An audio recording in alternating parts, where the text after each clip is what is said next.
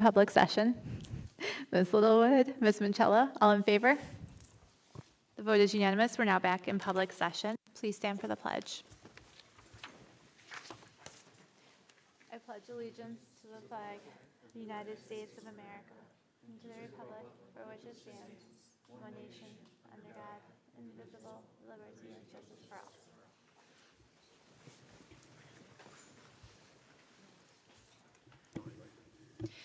Thank you all for joining us tonight. We are going to begin our meeting with conferring diplomas for our August graduates. The following are the names of students who have met the requirements to receive their diploma in August. Are you coming up to it? Do you want? Okay. We have Alasia Bosman Jones, Landon Sukavano, and Anas Zindani. Unfortunately, they could not be here tonight, but we've made efforts, and we will make sure that we get their diplomas to them.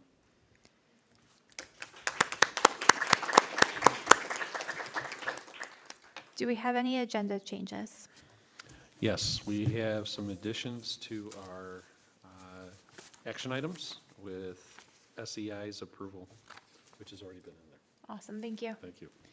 That moves us forward to board president's comments. I wanted to thank everyone for being here. I know it's a really exciting, busy time as all of our schedules are adjusting and we're all trying to build up our stamina of being back in different routines now that the school year has started. And it's so great to see our classrooms and hallways and all of our fields full of the energy, effort, and smiles of our kids and our staff and our parents. Wanted to also thank the work of our team and our district to really promote the communication with families. I, at first, sometimes feel overwhelmed by the communication because I look at it all at once, and then I'm like, okay, now I can look back and process and remember the things I have to do for my own children. And it's just really helpful to see the variety of communication that we're providing through our district. I've had welcomes from different teachers, quick check-ins as they have their first assignments, making sure that, we're giving them a little tender, loving care as they learn how to turn work in on their own, but also introducing opportunities at all different grade levels for the coming year, whether it's career or areas of interest and growth. We had the opportunity to spend some time together as a board to work on really grounding ourselves in our norms for the year and looking at what our goals are for the year and how they align with the district goals. And that's always a really valuable thing to do because there's 9 of us. And we all come from very, very busy days, have different kids, jobs, backgrounds, and experiences we bring to support our families and our students and staff here. So it helps us remember who we are, why we're here, and how we can ground all of our work and decision making into our kids.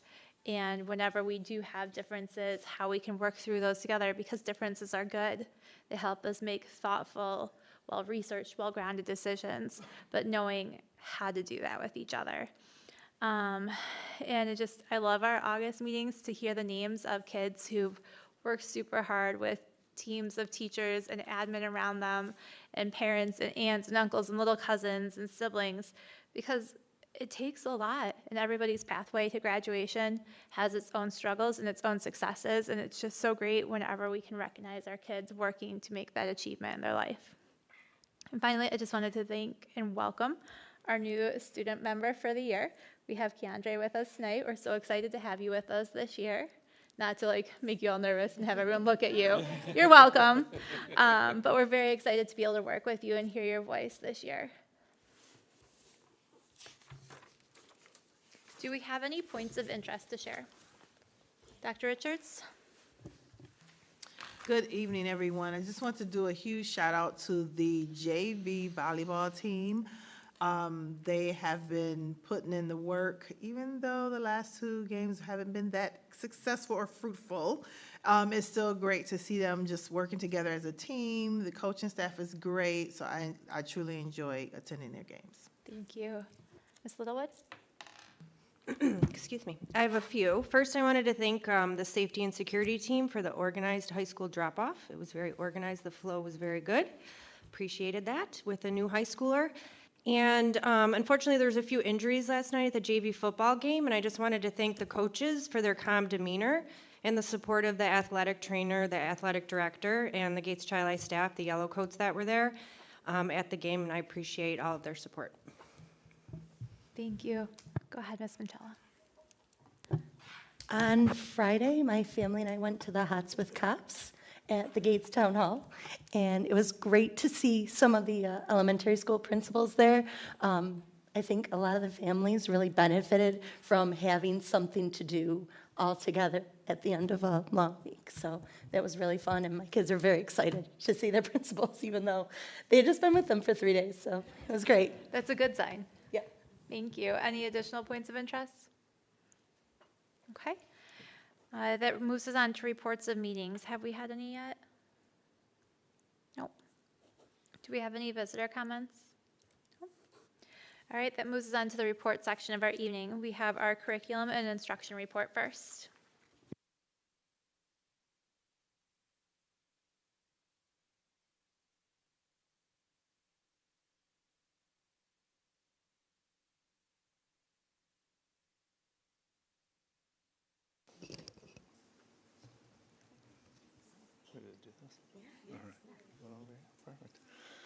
All right, good evening, Superintendent Daly, President Coffey, Vice President Richards, and members of the board.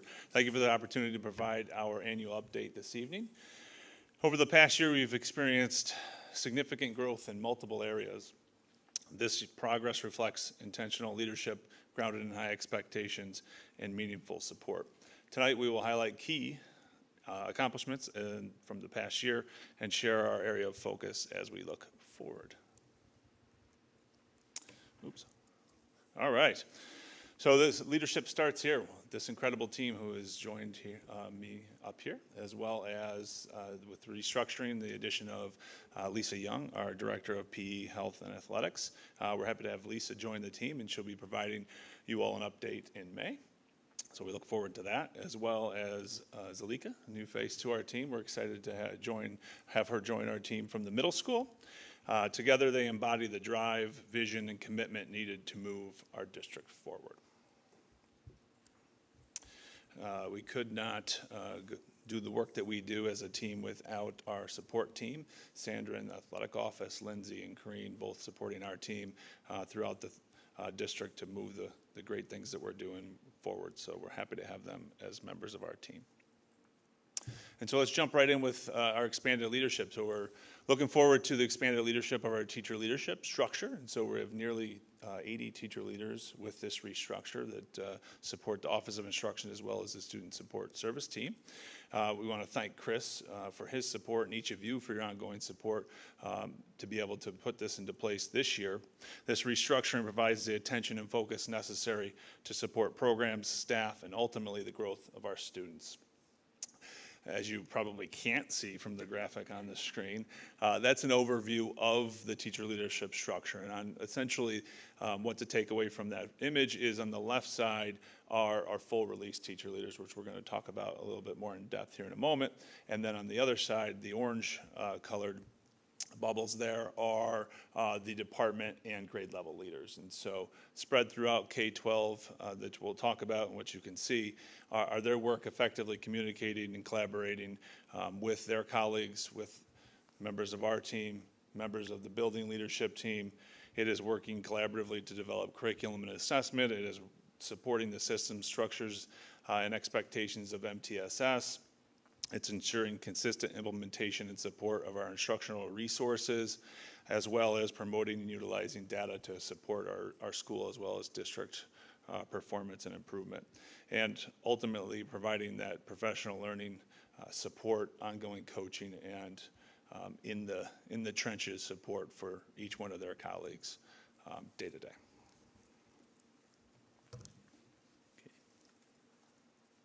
So a piece of that left-hand side, the full release teacher leaders, are our team of 7 K-12 district leaders.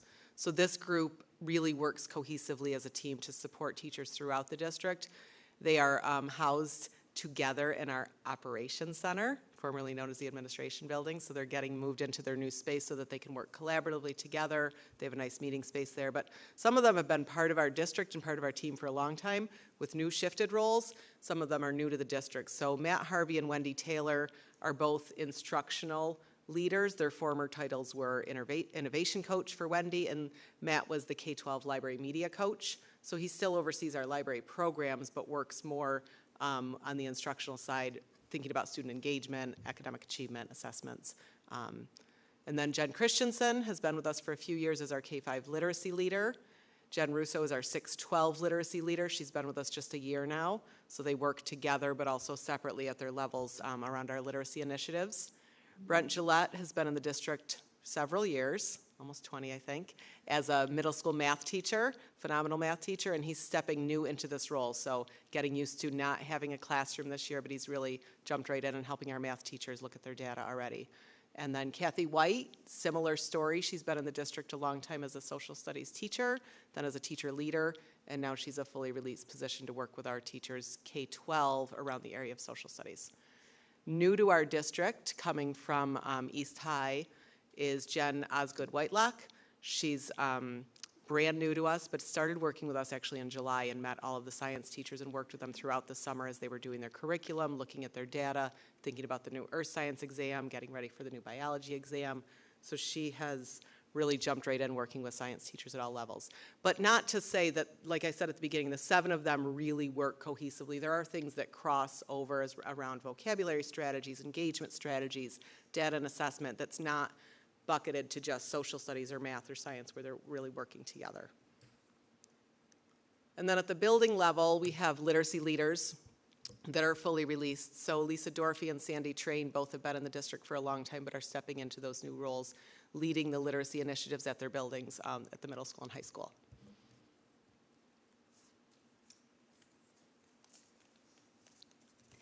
At the elementary level, we've also shifted a couple of our teacher leaders into fully released positions. So up here you see what were formerly known as building math teachers have now transitioned to building math leaders in that full release position where they're able to support Tier 1 instruction in addition to intervention in the MTSS process related to math.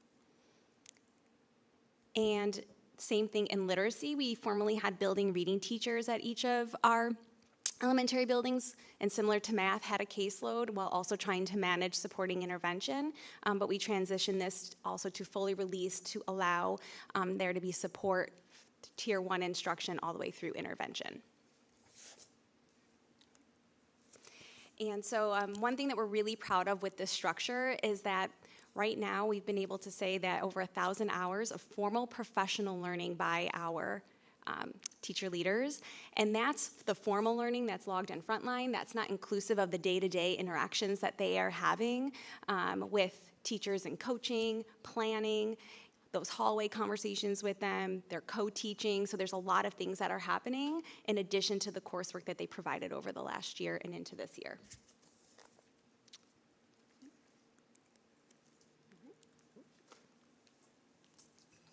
So this year we are continuing our intentional work to strengthen instruction through clearly defined, targeted areas of emphasis. Through the collaborative conversations that have taken place during walking talks, teacher leading meetings, and administrative team sessions, we've identified a unified focus on high quality Tier 1 instruction as a foundation for improving student outcomes.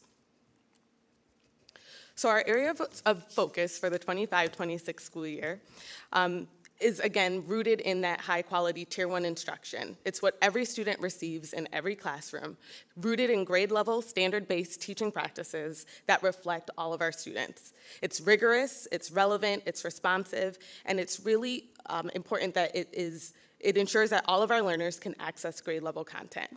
We, through collaboration this year, have identified 3 key areas of focus to guide our instructional practices and student support and success. Those 3 areas are clear learning targets, success criteria, and timely feedback, engaging instruction, and data-informed scaffolds and differentiation. When we talk about our clear learning targets, success criteria, and timely feedback, this is more than just posting the learning targets. High-quality Tier 1 instruction goes beyond just simply putting something on a board. It ensures that all of our students understand the what, the why, and the how of what they're learning. When our teachers provide these clear goals, timely feedback, and foster high expectations, our students gain clarity, take ownership of their learning, and understand what excellent success looks like. This approach strengthens lesson coherence, it deepens student learning, and according to Hattie's research, clarity of learning intentions and success criteria has an effect size of 0.88, equating to over 2 years of academic growth. So when we walk into our classrooms, we really want to have an understanding of what this looks like, sounds like, and feels like for our students and our teachers to have a clear definition of what the learning targets are. Our second area of focus is engaging instruction. So again, this is how we are promoting critical thinking through active thinking and ownership of learning, peer-to-peer interactions that build upon collaboration, student-initiated questions and thoughtful responses, small group discussions that deepen understanding, whole group participation in lessons and activities, and a balance of that ratio of student talk versus teacher talk, or teacher talk versus student talk to encourage student voice. And our third area is our data-informed scaffolds, using data to meet the needs of all of our learners. Instructional adjustments that are based upon exit tickets and formative assessments, targeted small groups that are tailored based off of this data to really ensure that the interventions being applied are going to meet the needs of all of our students. The analysis of summative data to reteach priority standards with alternative strategies and scaffolds and differentiation that are proactive and responsive, because we know that there is not a one-size-fits-all model for our students. All right. Oh, thank you. So at the elementary level, I just wanted to highlight for you some of the things that we have been working on and continue to work on. So one of the things this year is we've continued to develop our clear expectations for Tier 1 instruction. This is to really ensure that across the district, we have 4 elementary buildings, but it shouldn't matter where a student lives, what classroom they end up in, they should really have the same experience and be learning the same thing. So really trying to set those parameters of what is happening at each grade level and calibrating that across the building, across the 4 buildings has been one of our main goals. Those instructional priorities that Zalika just shared and kind of expanded on for all of you, we really worked with our new teacher leaders over the summer to make it very concrete about what that looks like, sounds like, and feels like when you're in a classroom. In order for teachers in kindergarten to know what that would look like, sound like, and feel like, right, versus a 5th grade room, and we know that those are things that span, that's good instruction, that spans K-12, but it's gonna look a little different, it's gonna sound a little different, and it may feel a little different depending on what grade level you're walking into. So we really worked hard to take those big ideas and break them down so that they're actionable things that teachers can be working towards and that we can focus our support on to help teachers with implementing those. We continue to work on our assessment system. There are lots of different assessments that occur, especially at the beginning of the year, but then also throughout the year, and really defining those purposes and then what we do with the information that we have and how that's communicated. So we continue to work through that. Another big focus with assessments is not just using those to identify our needs with small groups of students, but really starting to think about that first level of intervention, which is our Tier 1 instruction. So you hear me talking a lot about that, is really to start to use data when we're looking at the cohort of students in front of us and really seeing if there are shifts that we can make and be responsive with our curriculum right now in the moment to our students instead of waiting till the end. So really starting to think a little bit differently about that and putting systems in place and kind of having that mind shift that we can use it for that in addition to identifying student needs and targeting small groups. And that last bullet is talking about jumpstart groups, which is something that we started new this year. We're testing it out using end of the year data to start working with small groups of students right at the start of the year to just try to help with some of that summer slide and get them back in the routine and not waiting for that beginning of the year data assessment window. We often found ourselves in a cycle of waiting for the beginning of the year data to start working with some students, and we figured we're going to start at the end of with the end of the year information we can get up and going. So we're kind of working out the kinks of that, and it seems to be going really well. Another thing that we started last year that we've expanded into this year is what I need time. You may hear that called WIN if you have students that are in our programs. And so what that is really dedicated time in the day to allow for some targeted instruction for our students. So you heard me talk about Tier 1, and that's grade level. That's for all students. But what we found is that sometimes if students needed something in addition, that had to happen, and the class would keep learning, right? Tier 1. So this WIN time allowed us to kind of have our Tier 1 time, then have dedicated time where students can receive enrichment, they can receive extra practice, and or they can receive an intervention during that time. And so again, the whole goal in doing that is ensuring that all of our students get access to what they need.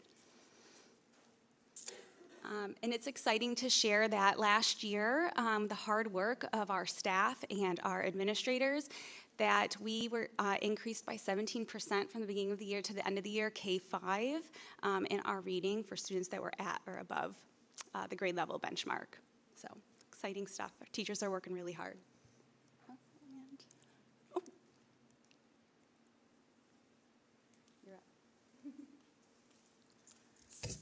So at the secondary level, we work twice as hard because they're twice as old.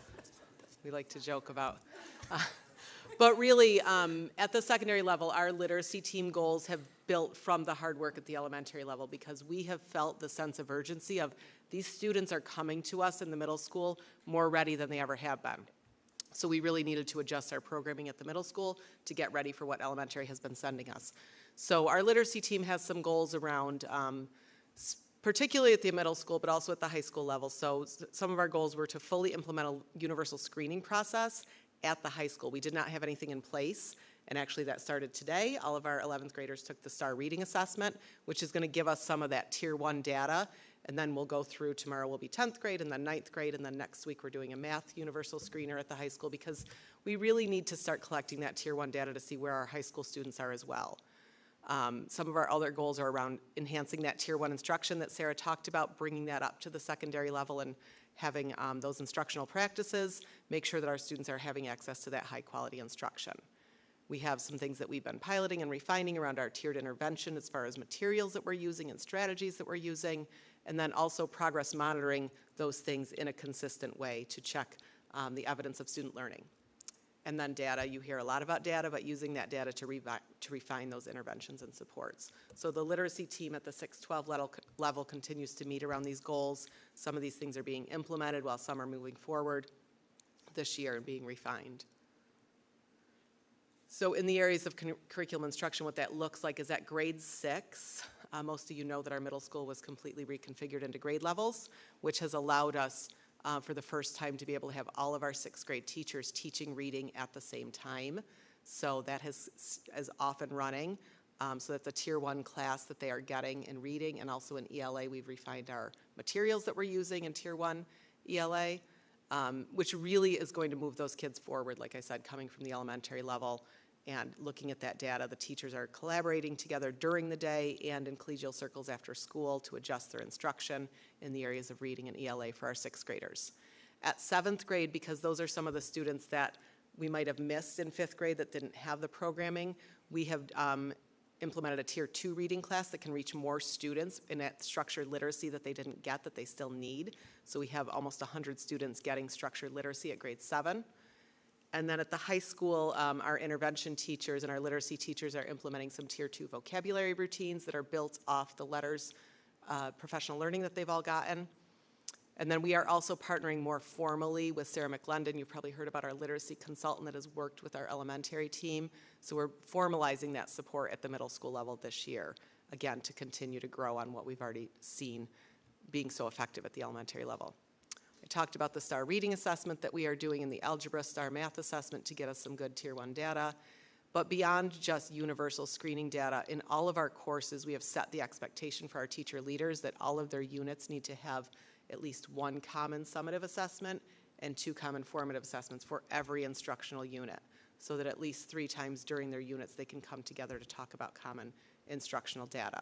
So they are working on building that system of assessment as well. We also at the secondary level are continuing to work on our equitable grading practices. You've heard us talk about this for the last couple of years.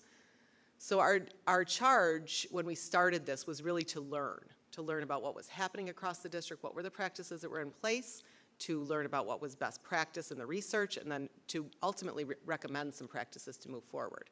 So we've made those recommendations, and now we're entering the next phase where our task force has shifted their commitment a little bit to now piloting those recommended practices. So the teachers that are on our task force have created their own individualized action plans around what they're going to pilot this school year. So what that will look like is, this is really easy to see, but we're right in the middle there. We're in year 3. So this is a pilot year. By the end of this year, they're going to have several times that they will have met together to share feedback, to share what they're trying in their classrooms, to get feedback from colleagues. They will also share information through our Office of Instruction newsletters and with our teacher leaders so that they can get input from all of our teacher leaders on what they're trying, with the goal of this spring to make recommendations that could be implemented district-wide for the 26-27 school year. And then looking at those next year, what needs to be clearly aligned across the middle school and high school for the 27-28 school year. So that's kind of our long-range plan, and we're right in the middle right now. So when we talk about the pilot, the specific things that we are piloting, and this is the teachers who are on the task force, some of their department colleagues have agreed to kind of join them without formally being on the task force, but some of the things that we're looking at is a specific grace period for late work. We know that teachers are accepting late work, but it's a variety of how they accept it, if they take points off, when they accept it. So we're trying to be consistent around that. Extra credit. So what we're piloting around extra credit is that there is no extra credit. And that's really around, if it's something that the student needs to do in order to meet the requirements of the course, that it's part of their class requirements. So trying to limit extra credit. Reassessment. So we have teachers that are trying the idea of reassessment for summative assessments. Behaviors that affect learning, so trying to separate those from the grade so that things like being late to class, they don't get marked off points. That is a behavior that's aligned to the code of conduct and we need to address, but it doesn't affect, it's separate from what they understand about their content, so trying to keep those separate. Grading categories and weights, that's really around being consistent. So what we put into the grade book is a consistent category across departments. And then the grading scale is one that we leave up there, but we're not actually piloting it. We're continuing to learn about different grading scales because there are some limitations with the 0 to 100 scale that are mathematically inaccurate when you throw those zeros in there. So we're continuing to look at the grading scale and learn about it, but not actually trying anything different yet.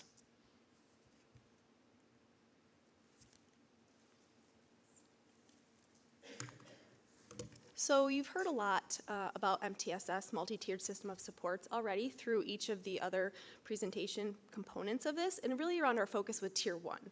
So as we start the new school year, we really remain focused on our shared commitment to ensure that every student gets the right supports at the right time. MTSS is not something extra. It's how we align our practices, our data protocols, and resources so that every student can succeed, whether we're talking about academics, behaviors, or social-emotional learning. A key reminder is that MTSS is proactive and data-driven.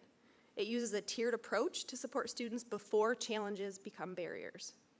This year, our focus is on strengthening consistency from preschool through graduation so that our supports become seamless across levels.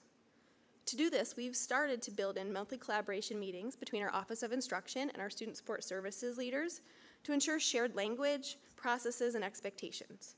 We're also focused on building a more cohesive, district-wide, multi-tiered framework that strengthens alignment and supports all students. So as I shared, MTSS is proactive, and it's that tiered system that ensures every student gets the right level of support. At Tier 1, we're enhancing our focus on equitable instruction for all students. This means consistent expectations across classrooms and buildings, and using data to guide everyday teaching and learning. Our Tier 2 provides more targeted support for students who need something extra. These are often small group interventions with clear processes for identifying students and consistent monitoring to check to see if the support is effective. And for students who need more significant supports, our Tier 3 offers more intensive, individualized services. These supports are guided by regular team meetings, careful review of data, and specialized services designed to meet the unique needs. The most important point is that MTSS is one cohesive system. Students can move between levels of support as their needs change, ensuring that we remain proactive and responsive while not losing sight of the foundation of the solid Tier 1 program that we've worked so hard to build.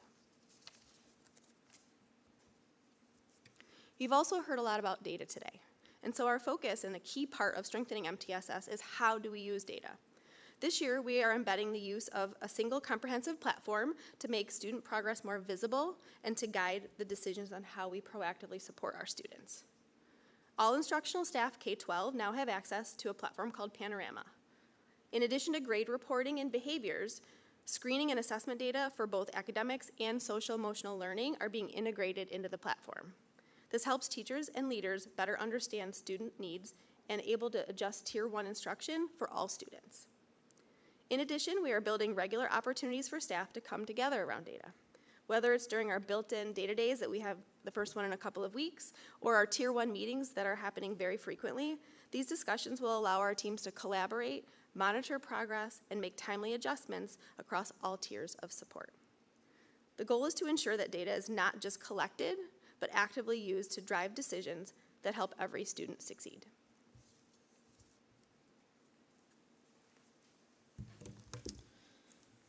So at the start of tonight's update, we spoke about growth through intentional leadership, high expectations, and meaningful support. We see that growth in our youngest learners with more elementary students reading at or above benchmark, and we see it in our oldest learners with a 10% increase in our graduation. These numbers represent real opportunities for students. Doors open today and futures shaped for tomorrow. Together with your continued support, we are building momentum that will carry forward for years to come. Any questions?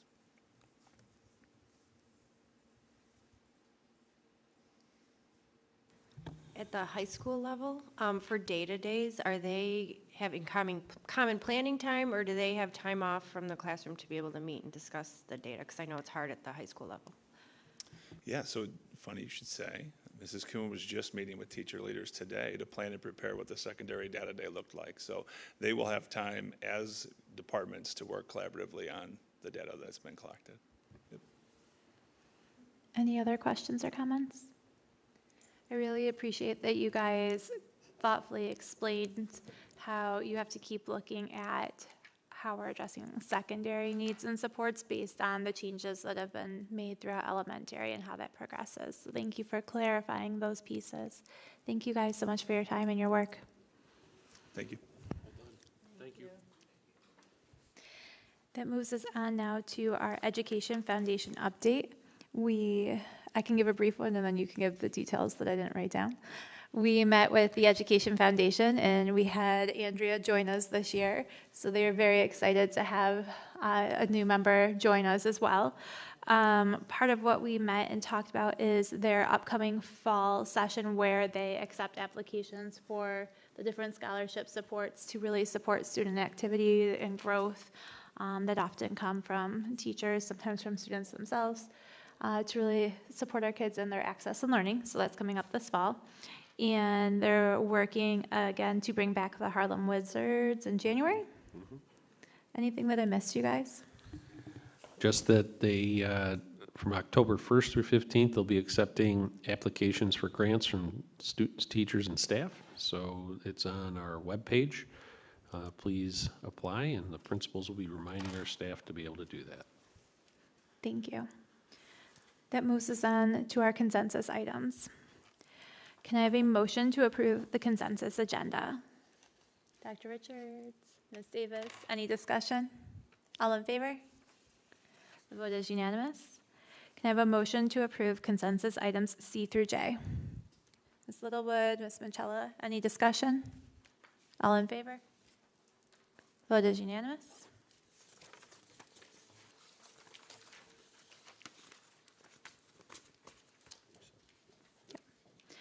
Can I now have a motion to approve the 2025-2026 district-wide school safety plan?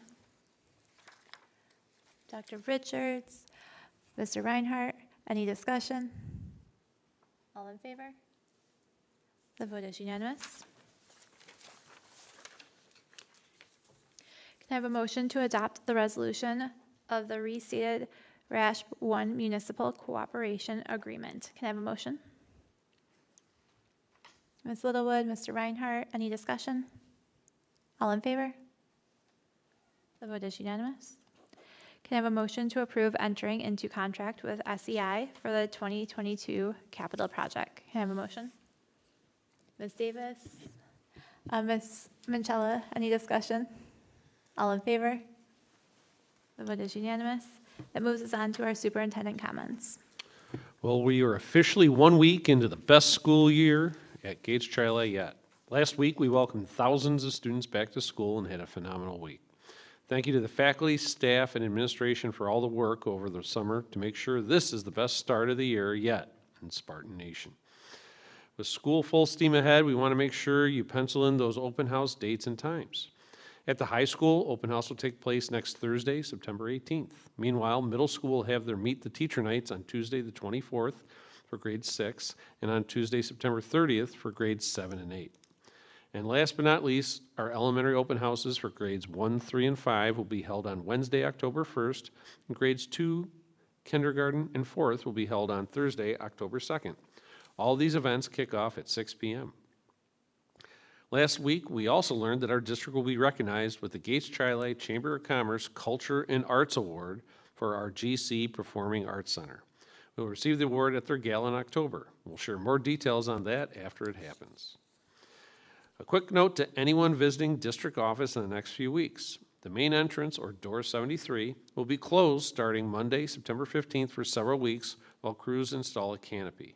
This work was delayed earlier in the capital project and requires concrete to be poured and cured before completion.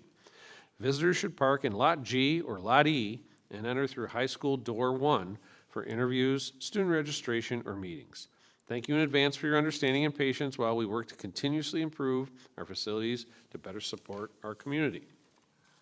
And speaking of facilities, as crews continue making great progress on Spartan Park, our fall athletic teams are making good use of the extraordinary fields and facilities we already have. We have upwards of 450 fall athletes participating and representing our district. Please consider supporting these student athletes by attending games and contests and cheering them on. And finally, remember to save the date for our Gates Tri Homecoming from October 14th through 17th. There will be several home athletic events that week, concluding with our varsity football game on Friday night at 7 p.m. We'll also be sharing more details soon about the plans for reinstating our homecoming parade, which will start at 5:30 from Neil Armstrong, heading towards Spartan Stadium. And last but not least, welcome to Keandre. We are all looking forward to working alongside you this year together to make this the best year in GC yet. That is my report, President Coffey. Thank you, sir. Can I now have a motion to adjourn the meeting? Dr. Richards? Ms. Davis? All in favor? The vote is unanimous. The meeting is adjourned. Thank you.